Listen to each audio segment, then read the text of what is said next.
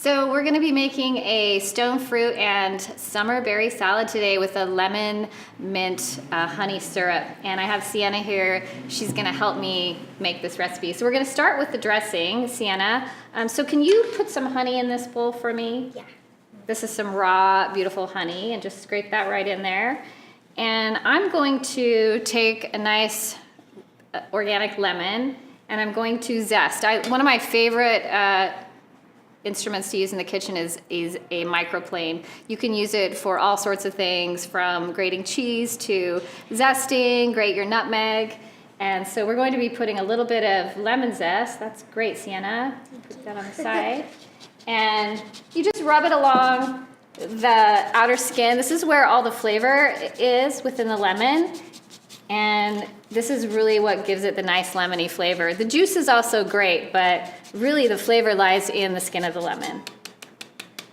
All right, so now what I'm gonna do is I'm gonna juice these lemons, and I'm gonna have you help me do this, Sienna. This is a squeeze. Can you squeeze that in there for me? Yeah. Right. So the juice of 2 lemons, the zest of 1 lemon, and that one's, there you go. Got it? Let me help you. It can be a little bit tough sometimes, but get that in there. So we're gonna zest and juice these guys. Won't let me squirt you. Going everywhere. And this is really what's going to give it the flavor. Don't get a seed in there. And the last one. Going to be very lemony. So now, if you want to grab the whisk and stir that up, give it a nice quick stir for me. And this is nice, beautiful raw honey. So it takes a few minutes for this to dissolve. And in this recipe, we have some delicious stone fruit. So in the summertime, you've got ripe apricots, cherries, plums, peaches, nectarines, and then also your berries, from blueberries to blackberries, boysenberries, strawberries. I mean, there's just so much you can choose from. So when you're at the farmer's market, pick the ones that look best to you, and you can incorporate this into the salad. As Sienna's stirring that up, I've already cut up some nectarines, plums, and peaches we're going to add. I also have these delicious, look at those beautiful ripe blueberries, and they're big. And then we've taken those quartered strawberries that we cut up earlier, and we're gonna add this to our dish. So you wanna help me, Sienna? Now that you've stirred that up, we're gonna add in our nectarines. There you go. And we're gonna add in the blueberries. And we're going to add in these beautiful strawberries.